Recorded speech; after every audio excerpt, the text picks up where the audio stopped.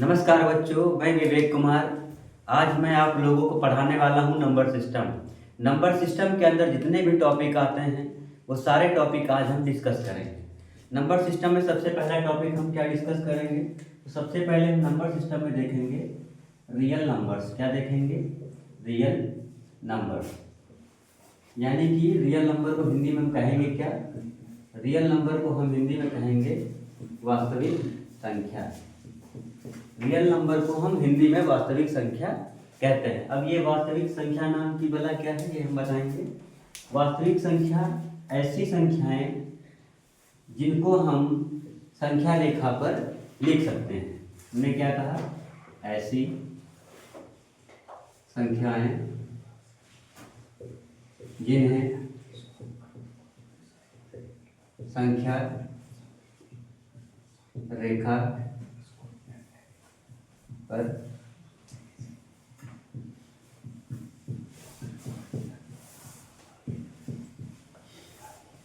लिखा जा सकता है। कहने को ऐसे सारे नंबर जिनको हम नंबर लाइन पे लिख सकते हैं वो सभी नंबर्स क्या कहलाते हैं? रियल नंबर, यानी हिंदी में वास्तविक संख्या। जैसे नंबर लाइन में 0 हुआ, इसके इस साइड जितना भी हम जाएंगे सारे नंबर किस में होंगे? पॉजिटिव होंगे। बैक साइड आएंगे तो सारे नंबर नेगेटिव में, यानी कि जितने भी नंबर नेगेटिव में होते हैं, जितने भी नंबर पॉजिटिव में होते हैं, वो सारे नंबर क्या होते हैं? Real number. एग्जाम्पल के लिए आप लिख लीजिए, इधर हम ले लें मान लो 1 2 3 और कुछ भी सारे नंबर ये क्या हो जाएंगे? ये भी रियल नंबर होंगे। यही अगर नेगेटिव में ले लिए जाए इनको भी हम रियल नंबर ही कहेंगे। इसी के बाद रियल नंबर के बाद दूसरा आता है जिसको हम लोग कहते हैं इमेजिनरी नंबर। क्या कहते हैं? Imaginary number. Imaginary number. Imaginary number क्या होता है? इसको हिंदी में बोलते हैं काल्पनिक संख्या। इमेजिनरी नंबर को हिंदी में क्या कहेंगे? काल्पनिक संख्या, यानी ऐसी संख्याएं जो क्या है? काल्पनिक है। या इनको शॉर्ट फॉर्म में कैसे समझेंगे? ऐसे नंबर का अंडर रूट जो किसी का स्क्वायर ना हो और नेगेटिव में हो। देखो ये नेगेटिव में नंबर है। दूसरी बात ये नंबर अंडर रूट में है। तीसरी बात ये जो 7 लिख रखा है हमने, ये किसी का वर्ग किसी का स्क्वायर नहीं होता है। ये सारे नंबर्स क्या कहलाते हैं? Imaginary number. या इनको हम ये कह सकते हैं ऐसी संख्याएं जो संख्या रेखा पर नहीं लिखी जा सकती, यानी इस नंबर को हम संख्या रेखा पर नहीं लिख सकते हैं, ये समझ सकते हैं। रियल नंबर कंप्लीट हुआ हमारा, इमेजिनरी नंबर कंप्लीट हुआ। इसके बाद हम अगला देखेंगे रेशनल नंबर। अगला हम क्या करेंगे इसमें? Rational number. Rational number. Rational number क्या होता है? ऐसी सभी संख्याएं जिनको हम बटे में लिख सकते हैं। बटे में लिख सकते हैं का मतलब क्या है? अपॉन में लिख सकते हैं। अपॉन में लिखने का मतलब जैसे मैंने लिखा 1/2, 7/9, 8/12। इस तरह के जितने भी नंबर हैं ये सभी क्या कहलाते हैं? Rational number. इसकी शर्त क्या होती है? इसकी शर्त ये होती है जो न्यूमरेटर है और जो डिनोमिनेटर, यानी कि ऊपर की संख्या होती है उसे न्यूमरेटर कहते हैं, नीचे वाली संख्या को डिनोमिनेटर कहते हैं। न्यूमरेटर यानी हर और डिनोमिनेटर यानी अंश। न्यूमरेटर मतलब अंश और डिनोमिनेटर मतलब हर। तो अंश और हर, इसकी शर्त ये होती है कि जो हर हो वो 0 के बराबर ना हो, यानी कि जो नीचे डिनोमिनेटर होगा वो 0 नहीं होना चाहिए। हर जो होगा वो 0 ना हो, तभी हम क्या कहेंगे? उसको रेशनल नंबर कहेंगे। इसके बाद नेक्स्ट आता है इरेशनल नंबर। क्या आता है? Irrational number. इरेशनल नंबर ऐसी संख्याएं जो P/Q के रूप में नहीं लिखी जा सकती, यानी कि ऐसी संख्याएं जिनको हम अंश बटे हर के रूप में नहीं लिख सकते हैं, उनको हम कहेंगे इरेशनल नंबर। जैसे हमने लिखा 1/2, 7/9, 8/12, ये सभी रेशनल नंबर है। एक बात और याद रखना, अगर सिर्फ नॉर्मली कोई एक नंबर दिया हो, इसमें अपॉन में कुछ ना लिखा हो, तो ये भी रेशनल नंबर कहलाता है। कैसे? जैसे ये 9 लिखा है, इसमें हम 9 के नीचे अपॉन में 1 लगा सकते हैं, बटे में 1 लगा सकते हैं, इस 9 पे कोई फर्क नहीं पड़ेगा। कहने का मतलब अगर नीचे 1 लगा देंगे कोई फर्क पड़ना नहीं है, तो इसको भी हम किस में काउंट करेंगे? रेशनल नंबर, यानी ये भी हमारा रेशनल नंबर है। अब बात करते हैं हम इरेशनल नंबर की। तो इरेशनल नंबर क्या होता है? जितने भी नंबर अंडर रूट में होंगे, जितने भी नंबर अंडर रूट में होंगे और वो किसी का स्क्वायर नहीं होंगे, किसी का वर्ग या क्यूब नहीं होंगे, वो सभी क्या होंगे?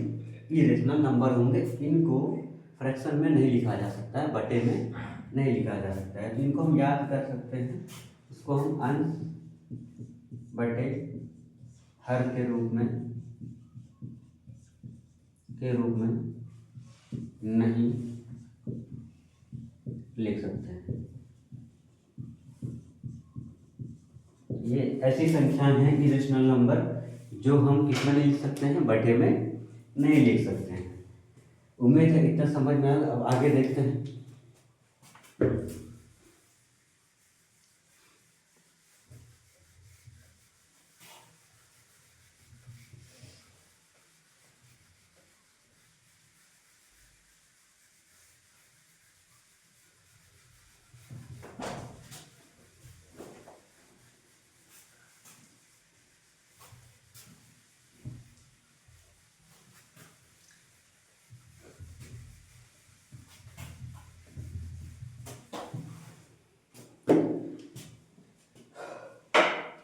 अब हम बात करेंगे फ्रैक्शन की बात करेंगे हम। अब हम बात करेंगे फ्रैक्शन। फ्रैक्शन क्या होता है? ऐसी सभी संख्याएं जो बटे में, अभी जैसे हमने बताया था रेशनल नंबर में, तो रेशनल नंबर में जो संख्याएं होती हैं वो कैसी होती हैं? मैंने कहा बटे में लिखी होती हैं। बटे का मतलब एक कोई संख्या ऊपर होगी, उसको हम कहेंगे न्यूमरेटर। एक कोई संख्या नीचे होगी, इसे कहेंगे हम डिनोमिनेटर। ठीक, इसी को अगर हिंदी में देखें तो अंश बटे हर। ठीक, तो जितनी भी संख्या अंश बटे हर के रूप में होंगी वो सभी क्या होंगी? फ्रैक्शन होंगी।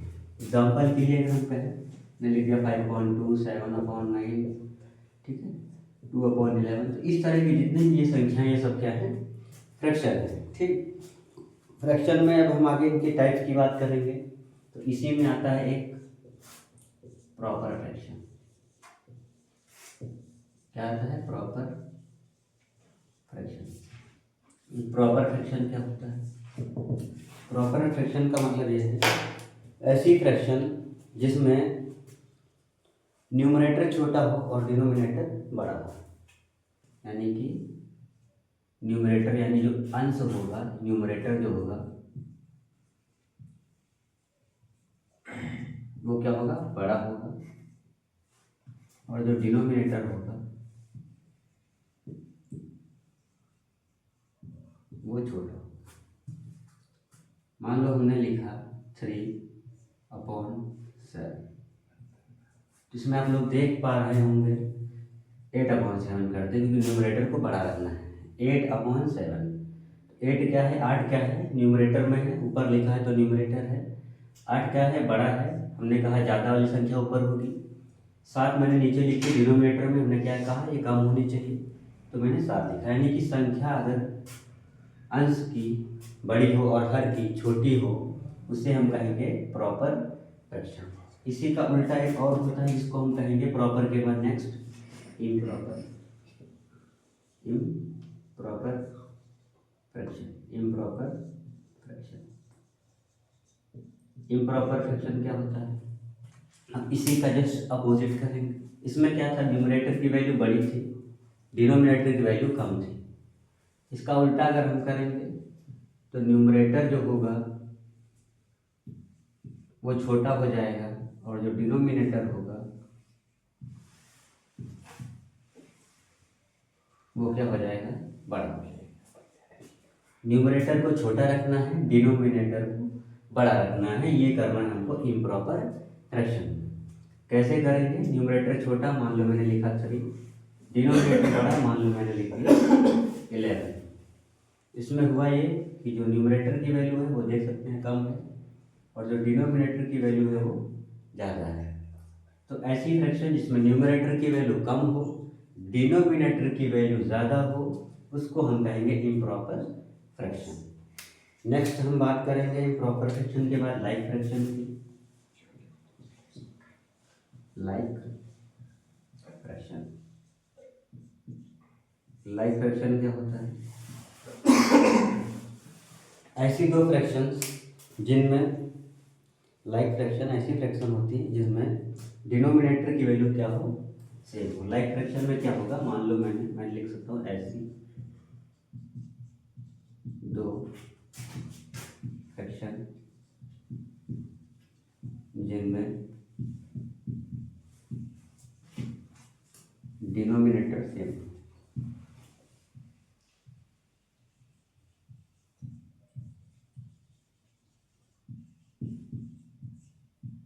ऐसी फ्रैक्शंस जो इसमें क्या हो, डिनोमिनेटर सेम हो।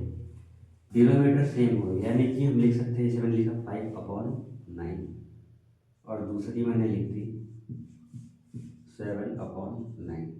तो इसमें आप देख सकते हैं यहाँ पे दो फ्रैक्शंस दी हुई हैं, एक है 5/9, दूसरी है 7/9। दोनों में जो डिनोमिनेटर की संख्या है वो है दोनों तरफ 9 है, यानी कि जो हर की संख्या है वो समान है।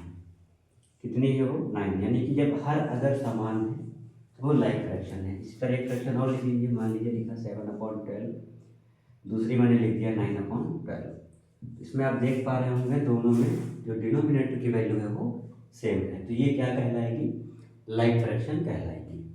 इसके बाद लाइक फ्रैक्शन के बाद इसका अपोजिट जो होता है वो क्या होता है, unlike fraction. Unlike fraction,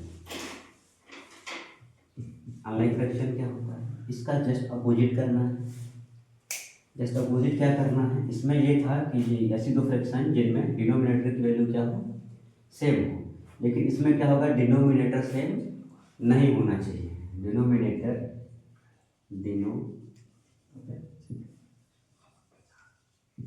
same ना हो, ऐसी फ्रैक्शन जिसमें डिनोमिनेटर सेम ना हो। एग्जाम्पल के लिए मान लो मैं लिख दूँ 9/11 और दूसरी फ्रैक्शन में लिख दूँ 3/7 कुछ भी। अब इसमें आप देख सकते हैं कि जो डिनोमिनेटर की वैल्यू है वो सेम नहीं है, यहाँ 11 है, यहाँ 7 है। अगर ये दोनों सेम हो जाती तो ये लाइक फ्रैक्शन हो जाती, अगर ये दोनों वैल्यू सेम नहीं है तो ये अनलाइक, यानी कि डिनोमिनेटर सेम तो लाइक फ्रैक्शन, अगर डिनोमिनेटर सेम नहीं है तो अनलाइक फ्रैक्शन। आइए आगे देखते हैं क्या है।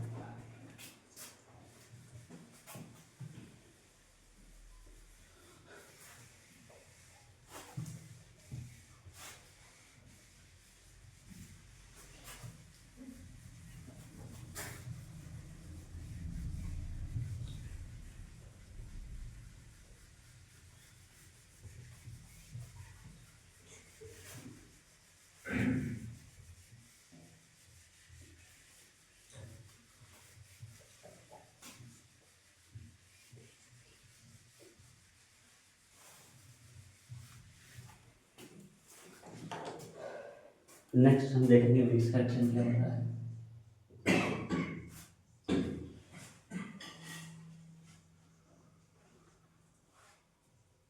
मिक्स फ्रैक्शन के बाद हम देखेंगे यूनिट फ्रैक्शन क्या होता है और इक्विवेलेंट फ्रैक्शन क्या होता है। ठीक,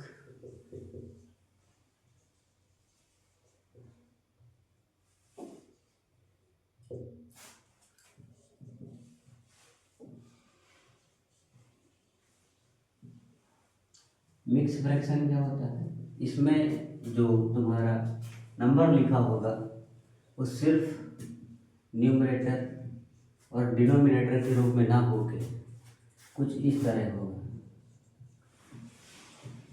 यानी कि एक वैल्यू फेस पे होगी, next numerator and next denominator.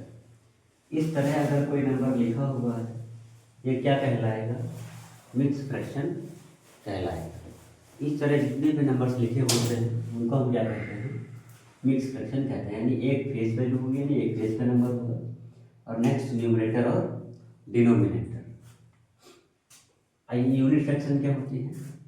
ऐसी सभी फ्रैक्शंस जिनमें न्यूमरेटर की वैल्यू 1 हो। न्यूमरेटर की वैल्यू क्या हो?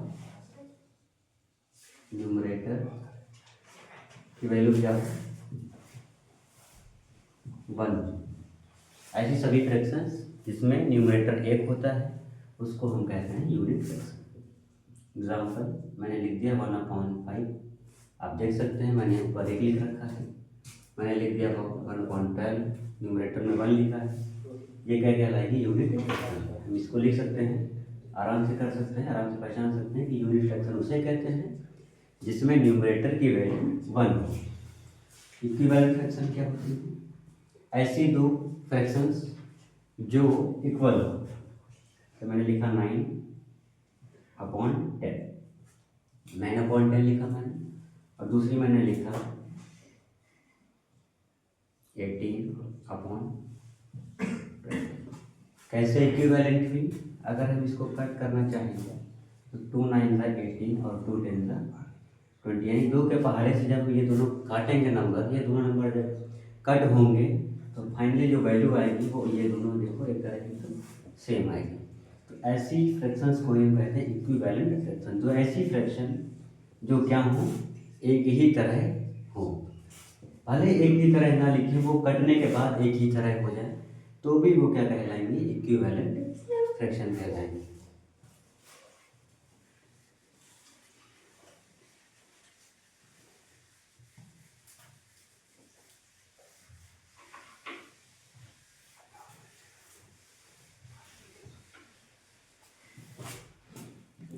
इक्विवेलेंट फ्रैक्शन के बाद हम बात करेंगे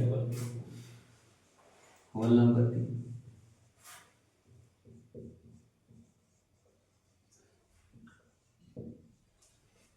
फिर बात करेंगे हम नेचुरल नंबर की।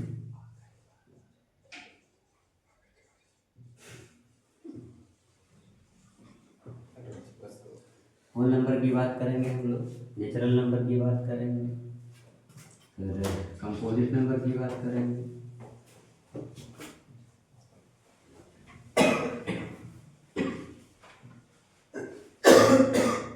कंपोजिट नंबर की बात करेंगे, होल नंबर क्या होता है? तो इसको हम लिख सकते हैं ऐसी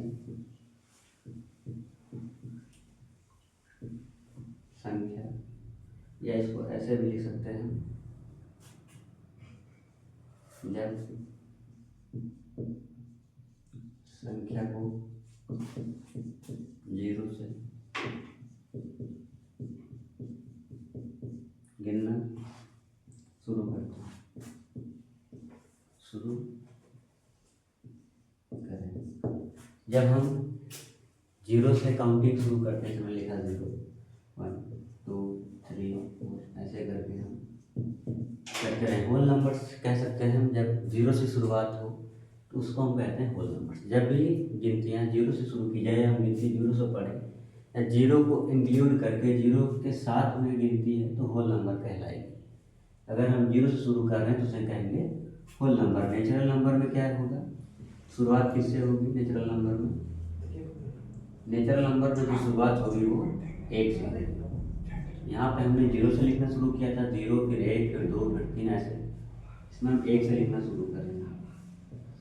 इस तरह लिखते हुए चले जाएंगे, यानी कि हम होल नंबर में 0 से नंबर स्टार्ट करते हैं लिखना, 0 से स्टार्टिंग होती है, 0 इंक्लूड करते हैं उसमें। नेचुरल नंबर हम लोग 1 से स्टार्ट करते हैं, 1 से so on चलता रहता है। कंपोजिट नंबर क्या होता है? और उसके बाद हम देखेंगे प्राइम नंबर क्या होता है।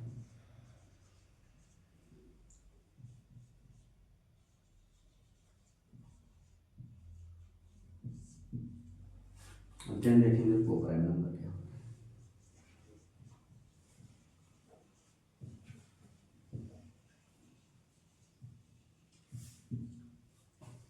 कंपोजिट नंबर ऐसे नंबर्स होते हैं, या प्राइम पहले देख लेते हैं फिर कंपोजिट आसानी से समझ में आ जाए। प्राइम नंबर क्या होता है? ऐसी संख्याएं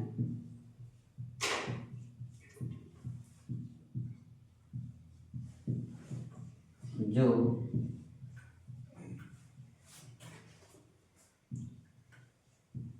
खुद और एक के अलावा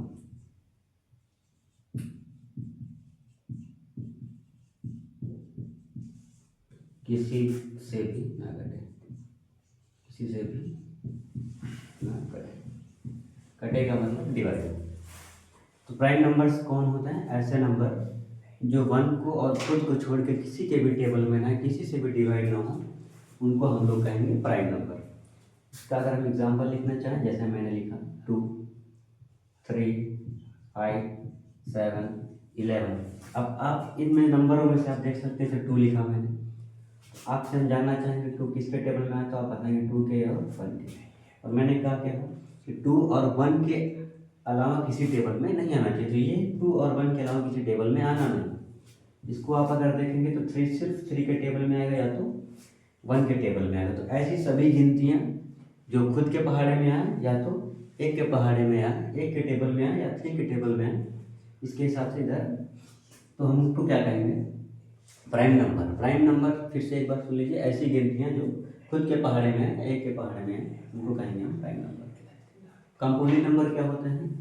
इसको कह सकते हैं कि ऐसे नंबर, मैंने मान लो लीजिए हमारे ऐसे नंबर जो कम से कम 3 गिनतियों से कटे, कम से कम 3 गिनतियों से कटे।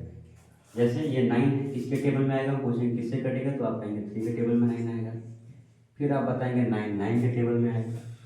फिर आप बताएंगे 9 1 के टेबल में भी आता है। तो आप देख पा रहे होंगे 9 को हमने कितने नंबर से डिवाइड किया? 3 से भी डिवाइड हो जाएगा फुली। ये 9 से भी पूरी तरह से डिवाइड हो जाएगा। ये 9 1 से भी पूरी तरह डिवाइड हो जाएगा। कहने का ऐसे नंबर जिनके कम से कम 3 फैक्टर्स हों, कम से कम 3 संख्याओं से विभाजित हो सके, तो हम इसको लिख सकते हैं ऐसी संख्याएं, ऐसी संख्याएं जो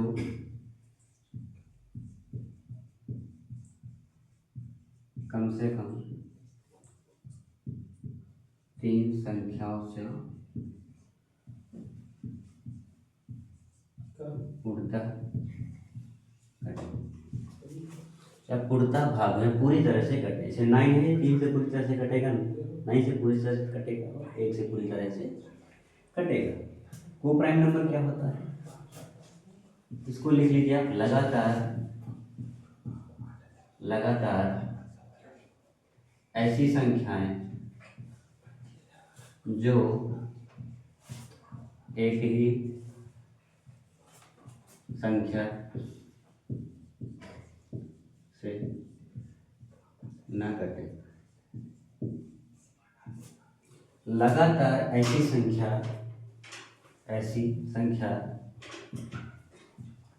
जो एक ही संख्या से ना कटे।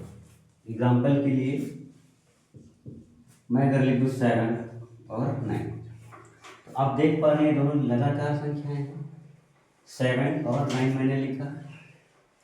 7 और 9 की बात करें, अगर 7 8 की बात कर लें, कोई दिक्कत उसमें भी नहीं होगी। प्राइम नंबर मैंने कहा संख्या जो खुद के अलावा एक से अधिक। अभी क्या करना है? तो लगातार ऐसी संख्या लिखनी, 7 लिखने माने 11 लिखते। अब ये दोनों संख्याएं क्या हैं? लगातार तो ऐसी संख्याएं जो दोनों प्राइम नंबर हैं। इसके बीच में जो संख्या आएंगी वो प्राइम नंबर नहीं है। तो लगातार यही दोनों प्राइम संख्याएं हैं, और ये दोनों क्या करेंगे? एक ही पहाड़े में नहीं आएंगे। इनको हम क्या कहेंगे? को प्राइम नंबर।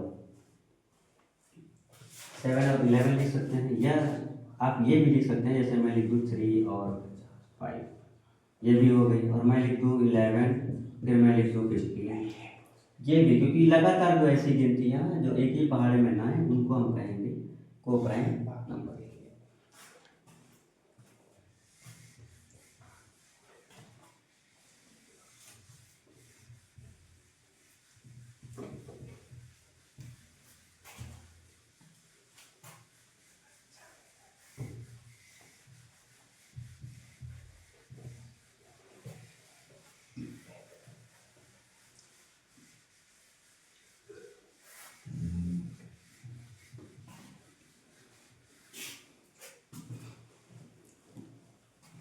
अब हम बात कर लेते हैं इवन और ऑड नंबर की। इवन नंबर की बात कर लेते हैं और ऑड नंबर की बात कर लेते हैं। इवन नंबर क्या होता है, हम कह सकते हैं ऐसी संख्या है, ऐसी संख्या जो 2 से पूरी तरह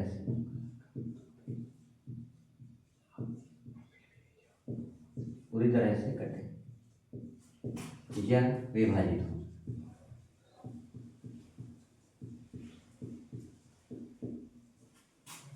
ऐसी संख्याएं हैं जो 2 से पूरी तरह से, 2 से पूरी तरह से डिवाइड हो, उनको कहते हैं इवन नंबर। मान लो मैंने लिखा 12, तो 12 2 के टेबल में आता है, ये संख्या क्या है, इवन है। हम कह सकते हैं 2 के पहाड़े में आने वाली सभी संख्याएं इवन नंबर है। छोटी संख्या तो आप लोग आराम से 20 तक पहचान लेंगे कि हाँ 2 के टेबल में आती है। इसके बाद कैसे पहचानेंगे, तो इसके बाद जानने के लिए हमें लास्ट डिजिट देखनी है। किसी भी नंबर की लास्ट डिजिट अगर 2 के टेबल से डिवाइड होती है तो वो संख्या कौन सी है, इवन है। किसी भी नंबर में आखिरी की संख्या अगर 2 के पहाड़े में 2 के टेबल में आए उसे हम कहेंगे इवन नंबर। और इसी का जस्ट अपोजिट होता है, यहाँ पर हमने लिखा 2 से पूरी तरह से विभाजित हो जाए, और इसमें हम लिखेंगे 2 से पूरी तरह से विभाजित ना हो। यानी ऐसी संख्या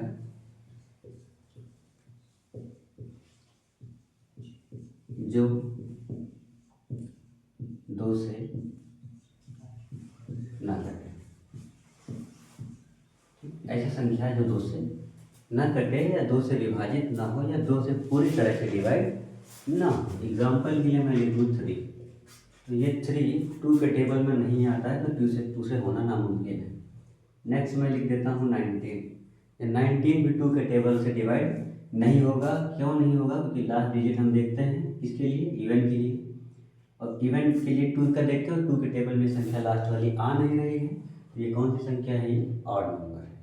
इसको हिंदी में हम विषम कहते हैं, इसको हिंदी में सम कहते हैं। इसको हम हिंदी में कहते हैं सम संख्या, और इसको हिंदी में कहते हैं विषम संख्या।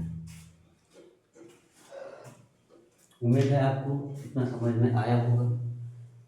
इसके आगे का हम आगे देखते हैं, आगे कल पढ़ेंगे, कल बताएंगे इसके आगे का कैसे क्या है। इसको डिटेल में आगे जानने की हम कोशिश करेंगे। धन्यवाद।